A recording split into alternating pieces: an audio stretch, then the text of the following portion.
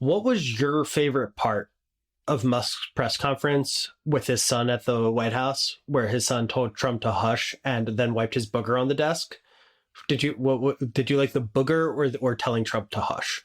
I enjoyed my extremely complicated feelings of, I think Trump is a despicable person. And I felt really sad because I thought I was watching elder abuse. And I felt a really weird feeling of like pity and also like, yeah, you deserve this. But it still made me profoundly uncomfortable. The entire thing made me feel very strange.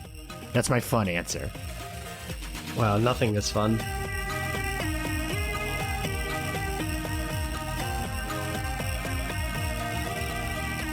I'm Grant Irving, producer of the show. Joining me today, Elon Musk's biggest fan, longtime supporter of elder abuse, host of the show, Ryan Broderick.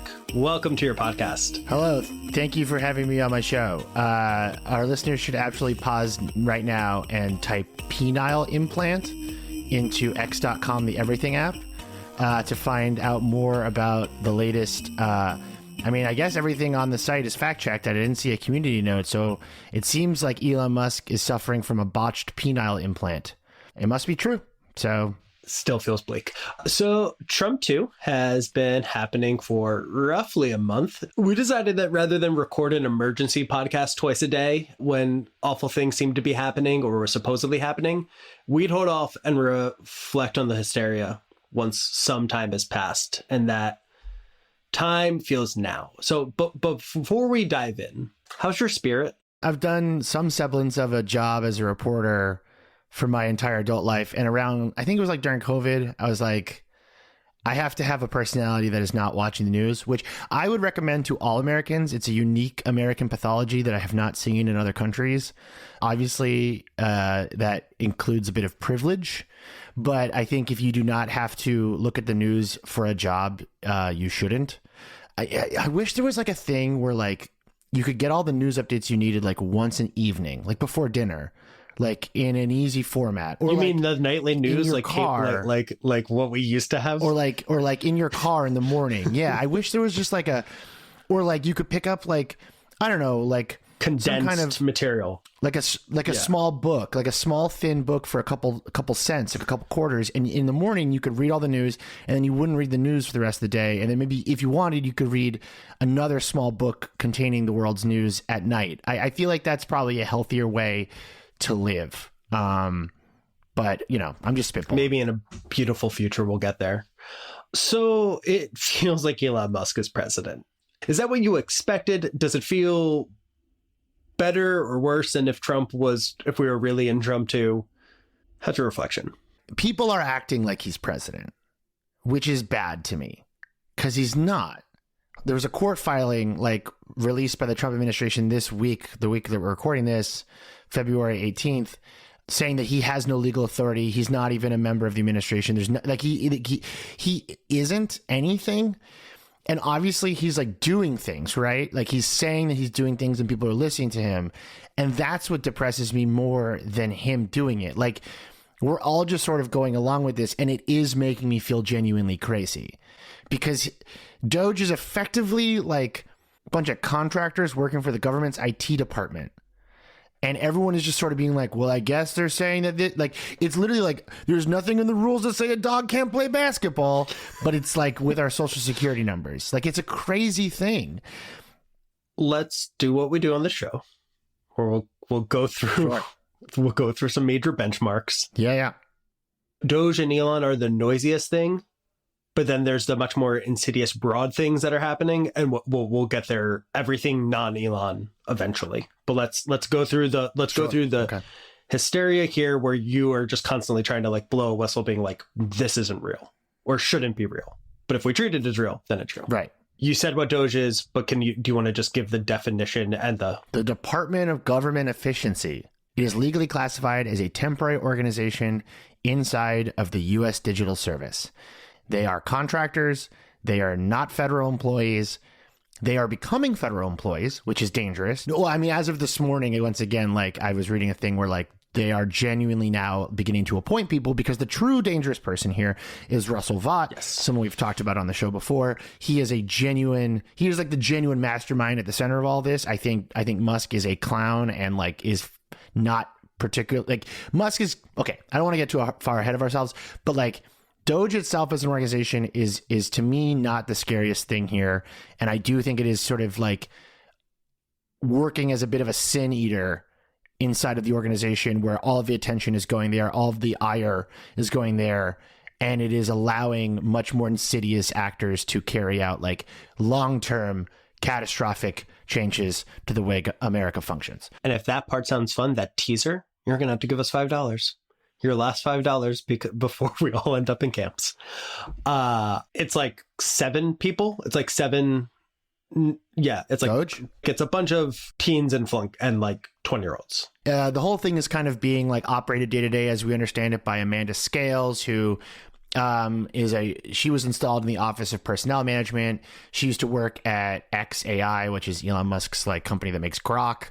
There's a bunch of teenagers like Big Balls, I forget his full name, the 19-year-old former camp counselor. But it's not all teenagers, but there are a lot of young kind of edgelords in there. So it's a real who's who of guys you would bump into at a crypto convention, essentially. Think back to what now feels like a million years ago when you received a tip from the CDC.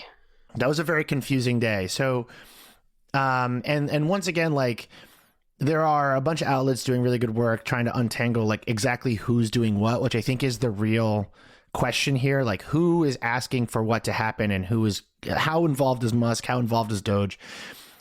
We received a tip via Signal. You can message me on Signal at ryanbroderick.69420 if you want to send me an anonymous or confidential tip. Happy to keep you on private or off the record. So we received a tip. We're so fucked when government officials are reaching out to somebody with 69420 and they're like, you're the source we need. We've been receiving pretty regular tips. Some of them are hard to chase down, but this one, basically, we were told by someone working with the CDC that the entire website was going to be taken offline. And as I started to talk to them more and talk to others within the U.S. healthcare system, what we eventually figured out was that it was during the DEI purge. So a couple weeks ago on a Friday, every single government website was told to remove any reference to DEI, diversity, equity, and inclusion, or risk having their entire site shut off at 5 p.m. on that Friday. And so we ran with it. Turned out that, like, yes, the CDC was removing stuff from their sites, as was every other federal website. And for that weekend, most of the digital infrastructure of the country was being, taken down, changed, altered, which caused a lot of hysteria and a lot of confusion. And it's a very smart ploy by Elon Musk. Let's assume this was all him. It's a very smart ploy because in 2025, if you remove a website, most people assume you've removed the department, when in reality, from what I've read, most of what Elon Musk's team is doing is like moving columns around on a spreadsheet and claiming that it's actually doing something. Now, obviously, USAID would be like the big exception here, where it was genuinely paused and it is causing like incredible amounts of catastrophe around the world for US, workers. But for the most part, what DOGE seems to be doing is superficially altering government websites, like digital documentation, and hooking up like deeply insecure servers to previously secure government databases and doing God knows what with them. But for the most part, it is seeming to be very superficial. In fact, like even the buyouts they offered to federal employees don't seem to even be real. Like the people who tried to take them, like couldn't take them. I was talking to a federal worker about this, where there was just mass confusion because they don't really have the jurisdiction to do anything. So most of it is extremely superficial and obviously working very well on social media, because that's, in my opinion, what its actual goal is to sort of cause chaos. Here's an example of the general tone of the chaos, if any of our listeners are smart enough to now not be on Blue Sky or anywhere else. This is from Josh Marshall of Talking Points Memo. I'm telling you, I'm trying, dear friends. I'm struggling here not to engage in hyperbole, but I don't know what else to call these people besides political commissars. And again, they report to Elon Musk. This is a parallel overlaying of authority over the entire structure of the US government. We're in a dystopian quasi-science fiction territory here. This is the nuanced thing that I've struggled to communicate on various podcasts and social platforms recently, which is that like they don't have any real legal authority, but when you give it to them, they can use that. And like, even if what they're doing is extremely superficial and chaotic, it doesn't mean it will stop there. Let's call it what it is. Like, let's call this a coup. Let's call this like a constitutional coup for now. Constitutional. In a coup situation, time is really all that matters. The clock starts ticking.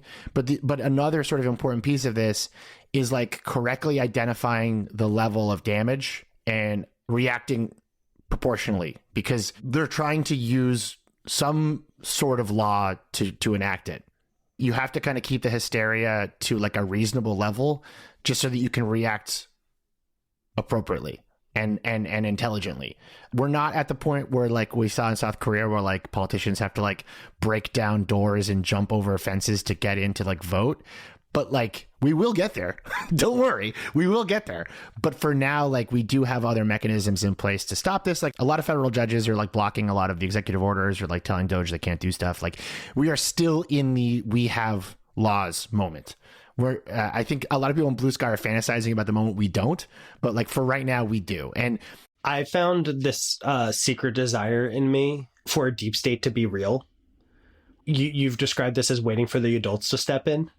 A part of my brain believes at some line Obama and Bush like triumph, like all the old presidents come back and like we'll step in with tanks, and like we're back at neocon, like we're just invading Middle Eastern countries and like running relatively sustainably.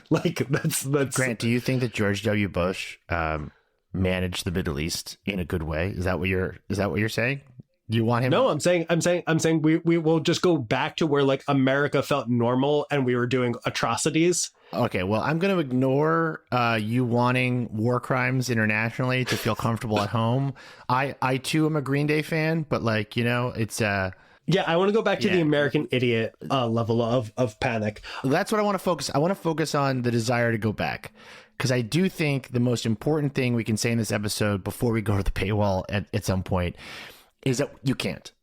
There is no going back. There's never been a moment of going back. There's all those like viral images of like women in Iran having a Coca-Cola in 1970 whatever before the Islamic Revolution sent them back to the Stone Age. And it's like, it didn't actually do that. It created a new government.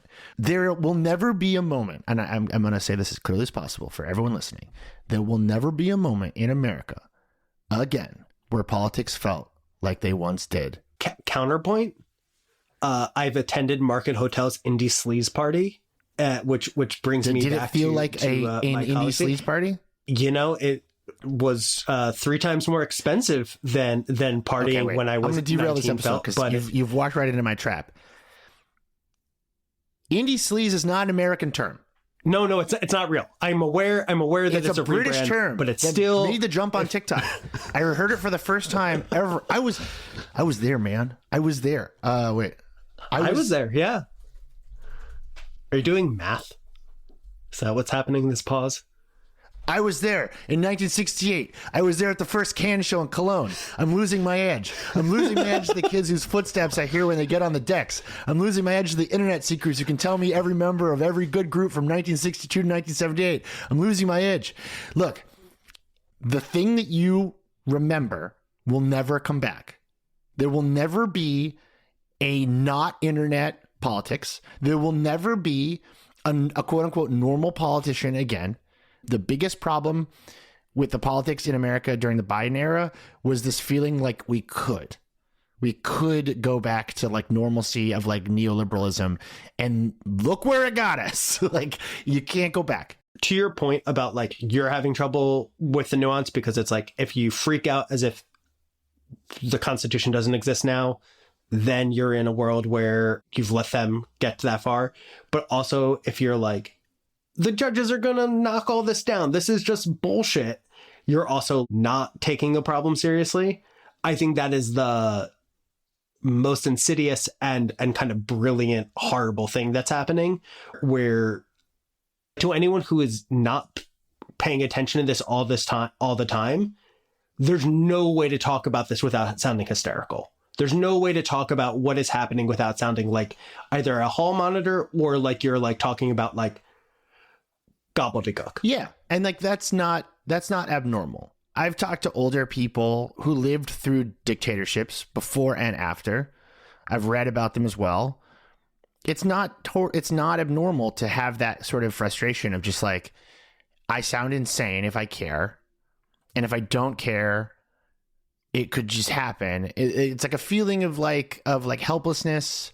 And, you know, you feel gaslit on this level that like, I mean, the term for it, and I try very hard not to reference this guy in everything I do about this subject, but it's just really hard because he was really ahead of the game.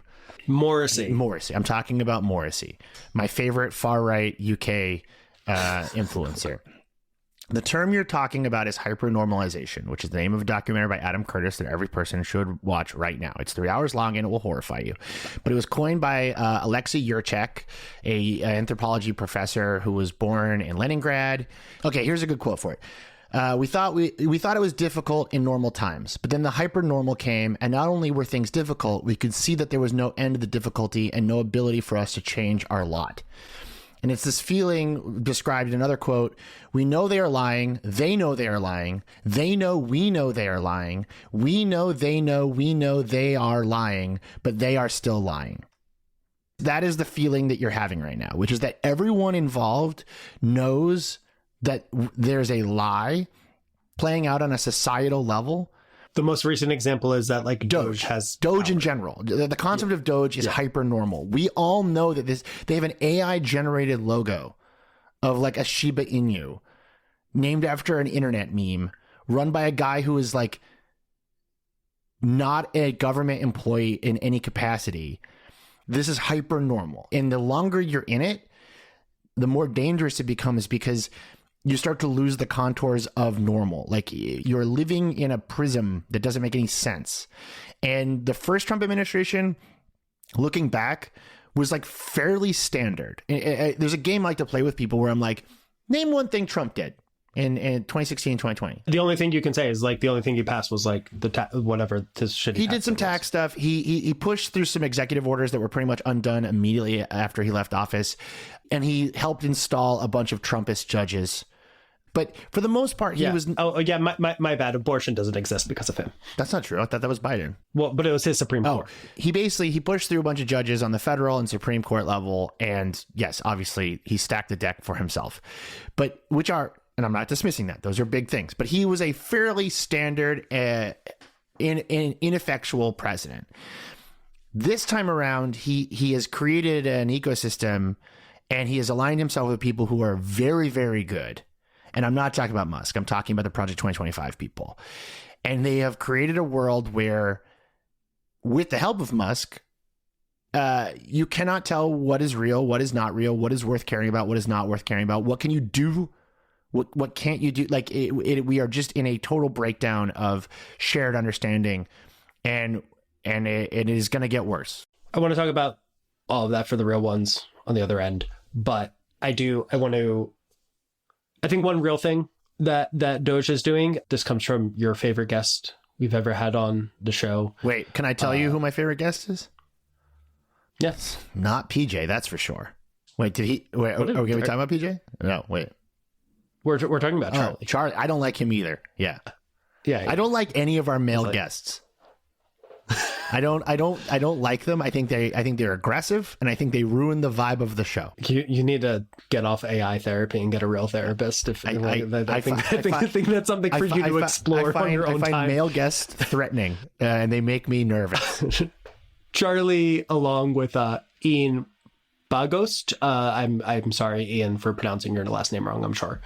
They talked to IT contractors and workers for the government as like during the DOGE takeover. They anonymously said, one of them said, you can't unring this bell. Once these DOGE guys have access to these data systems, they can ostensibly do with it what they want. So either through intent or carelessness, one of these guys described that like they could just like fuck up the code of something and like parts of government could stop functioning. And I do think that is a real thing. They might not be real, but once they have access, real consequences can happen that I think we cannot really imagine in a serious way. I 100% agree. And the damage they've done already is so extensive that it will take years to fix, if it's even possible. Can you give an example of that? USAID would be the biggest one, which is like not a total DOGE move. USAID was like sort of like, maybe this is useful. Like the three prongs of the Trump regime right now are Stephen Miller and immigration, Russell Vought and the Project 2025 people and the Office of Management and Budget, and DOGE. So Stephen Miller and immigration, that's all the Guantanamo Bay concentration camp stuff, the ICE raids. And that's been his pet project for a decade. Like he is just an absolute demagogue maniac who looks like Kif from Futurama. And Russell Vought and OMB, I mean, they wrote it down in Project 2025. They're very clear about what they want to do. They want to handicap congressional spending by effectively turning this like, it's not obscure in the sense that like it's unimportant. It's like kind of obscure in the sense that like I feel like the average person doesn't really know about the Office of Management and Budget, but it's the biggest department within the executive branch, and it can basically determine like all spending around federal agencies, information technology and stuff. And then we have the Office of Personnel Management, which is effectively the HR department. So they're targeting how the government spends money and how the government hires and fires people. And they're doing that, if you follow what Project 2025 laid out, they're doing that to handicap the government entirely. Like Russ Vought has like this deranged PowerPoint I was watching the other day where he just talks about like what we're going to do is he said he wanted to traumatize civil servants and give them like severe PTSD from how like aggressive they are about harassing them and making their lives miserable. Take that with a grain of salt, but like that's what they're trying to do. They're trying to guck up the works, and then in the process use that as cover to do longer term grift and spread and like encode hate into our laws and repeal like protections for vulnerable populations. But that's what they're doing. When you say it's going to take years to undo, when Biden is president again. Yeah, that's right. When Obama and Biden and Clinton all come together and create a triumvirate, which worked very well for late stage Rome. So it'll be good when we have that. So when they morph all together and take the substance and it just becomes Hillary Clinton. Like what you're saying is undoing all the ways that things are mucked up, getting like the systems working again, getting the staff back in the right places or just back in general. That would take years of work. Sure. The FAA stuff. I just saw a plane do a barrel roll. I haven't seen.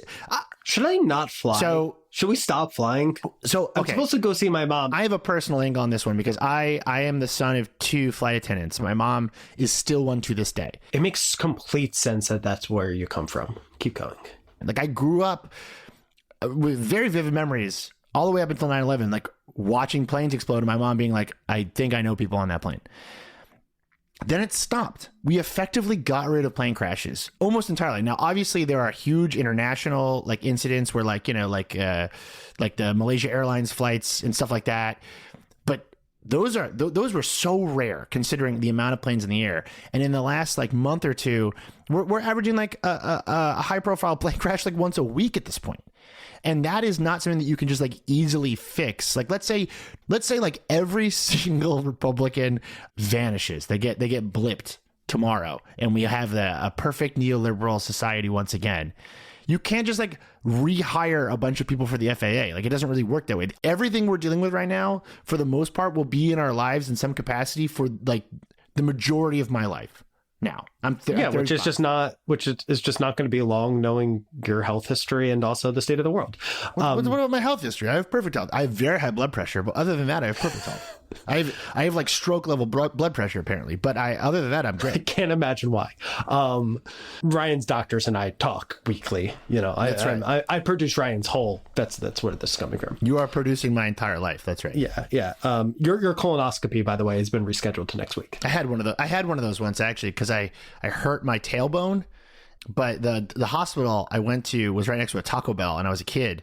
And so I ate a bunch of Taco Bell, and then I had to have the inside of my rectum looked at because I had bruised my tailbone falling out of a chair in school.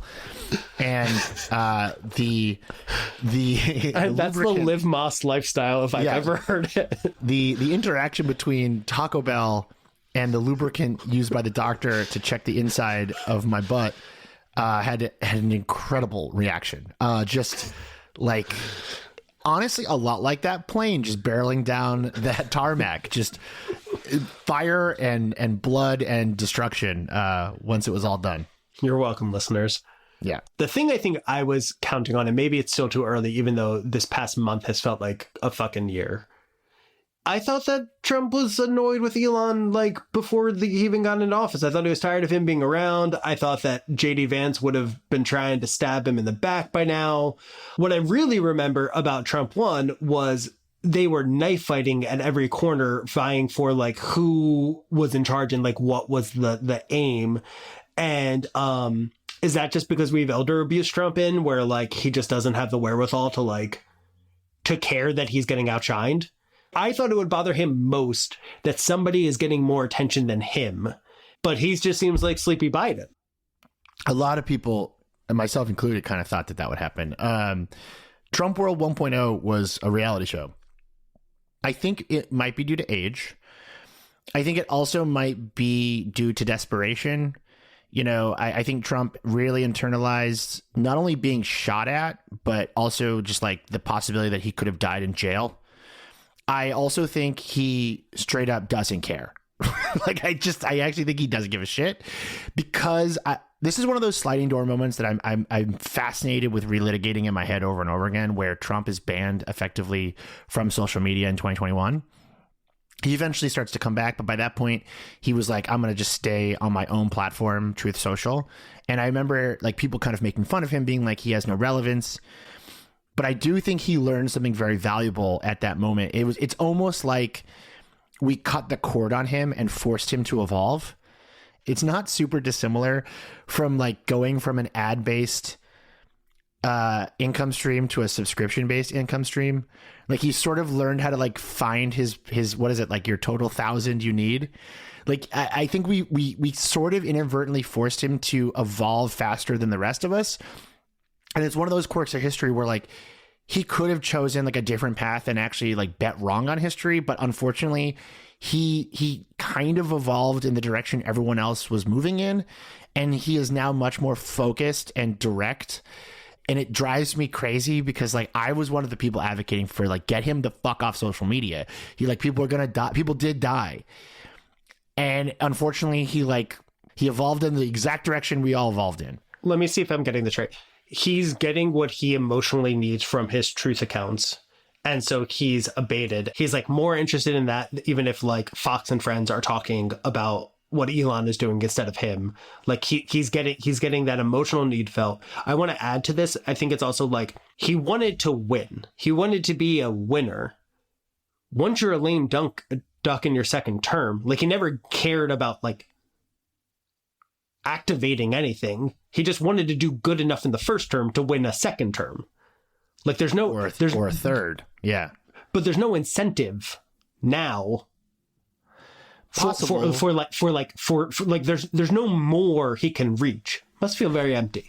I would hesitate on trying to like pin down where his ego lands, only just because like we can't know really. Like, I mean, I've definitely read behind the scenes stuff about how he supposedly thinks and feels, but I would say the difference is that he is in some way feeling, I think what we all feel, which is that the TV doesn't really matter. And his obsession with traditional forms of entertainment and celebrity have clearly changed. The Trump of 2016 would not be on Aiden Ross's kick stream. It would not be talking. He would not be talking to Theo Vaughn on a podcast. He would be like calling like Barney Frank like a fat nippled freak on The View. Like he would be like in a beef with like Lauren Michaels or something. Like 10 years ago, he was much more interested in a world of celebrity that he grew up being obsessed with. I mean, this is the guy who would go on late night and have Letterman make fun of him just so he could get attention. And over the last 10 years, and I think especially in the last 5 years, he has embraced a much, much different celebrity ecosystem. You think he understands that because we took the Twitter away from him?